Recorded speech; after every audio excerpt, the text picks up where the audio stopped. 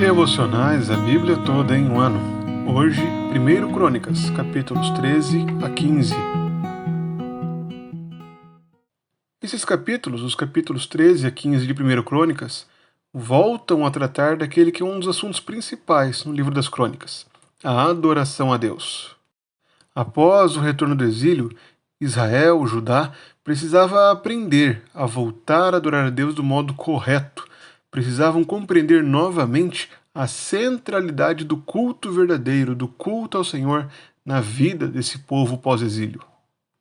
Assim, nesses 3 capítulos, o cronista mostra a tentativa de Davi trazer a Arca da Aliança, símbolo da presença de Deus entre o seu povo, para Jerusalém. O capítulo 13, portanto, começa com aquela tentativa frustrada de Davi, a tentativa que resultou na morte de Uzá. Há apenas um pequeno acréscimo em relação a Samuel, quando Davi aparece no começo do capítulo, convocando os homens, falando aos homens, para que assim Israel se reúna e traga a arca para Jerusalém, para a cidade que Davi havia edificado para o Senhor. Novamente, assim como fica claro no texto de Samuel, Davi não consulta ao Senhor. Ele simplesmente age na boa intenção, sem observar a lei de Deus. É nesse ponto que os bois tropeçam e a arca começa a cair, e Uzá segura a arca com sua mão, e é ferido pelo Senhor, pela falta de reverência com a arca do Senhor. Assim, naquele lugar, Davi se ira, e então manda a arca para a casa de Obed-Edom, a qual fica durante um tempo ali. Ao contrário do que acontece em Samuel, em que logo em seguida a esse fato da morte de Uzá é dito que Davi trouxe a arca para Jerusalém, o texto de Crônicas ele faz uma grande pausa, uma pausa considerável para mostrar a distância entre o primeiro caso, em que Davi trouxe a arca e que resultou na morte de Uzá, e o segundo, em que o Senhor finalmente abençoou o seu povo. Nessa pausa, o cronista acrescenta o relato da aprovação de Irão, rei de Tiro, ao reinado de Davi. Davi reconhece então que o Senhor havia confirmado como rei sobre Israel e que o tinha exaltado diante dos outros povos. Também aparecem os relatos do nascimento dos filhos de Davi novamente, bem como também as suas vitórias contra os filisteus, em que Davi consulta o Senhor em todos os casos da batalha, sendo assim conduzido pelo próprio Deus a vencer os filisteus e a ter um nome grandioso na terra, fazendo com que os outros povos temessem a Davi. É o Senhor mesmo quem age por Davi e causa esse terror nos inimigos. Há, portanto, um sinal da aprovação de Deus para quando Davi vive de acordo com a vontade de Deus, para quando Davi depende do Senhor. O capítulo 15 reforça um outro lado. Além de depender do Senhor, Davi também começa a adorar Deus do modo correto. Davi estabelece os levitas para levarem a arca, no começo do capítulo 15, e na segunda metade também estabelece os músicos, que seriam designados para servirem no templo. É então que Davi, já preparado todas as coisas, dependendo do Senhor e preparado todo o ambiente para adoração, finalmente leva a arca de volta para Jerusalém. E nessa ocasião, ele é bem sucedido. Ele leva a arca da aliança do Senhor, com júbilo ao som dos clarins e trombetas e símbolos, e faz ressoar as harpas e as liras. E assim o Senhor abençoa o seu povo. E o capítulo termina com a rejeição de Mical por Davi.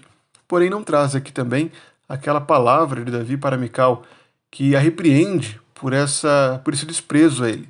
Aqui é apenas o sinal de que Mical desprezou Davi pelo que ele fez em Jerusalém. Com essas passagens, o cronista deseja ensinar que a adoração ao Senhor exige obediência e santidade, não apenas boas intenções. A arca representa a presença de Deus entre o povo, e a sua centralização em Jerusalém, na capital do reinado de Davi, reforça o papel de Davi como líder espiritual e político. Davi foi aquele que conduziu o povo à adoração, estabelecendo os levitas e cantores. E para os judeus pós-exílio, isso era um lembrete da importância de buscar a presença de Deus com reverência, em conformidade com a sua vontade, e de que a restauração nacional começaria justamente pela restauração à adoração. Esse texto anuncia Cristo tanto pela tipologia como pelo contraste. Inicialmente, Davi serve de contraste com Cristo pelo fato de não buscar ao Senhor na sua adoração, de agir de forma impulsiva sem consultar a Deus e sem observar a sua lei ao conduzir a arca para Jerusalém.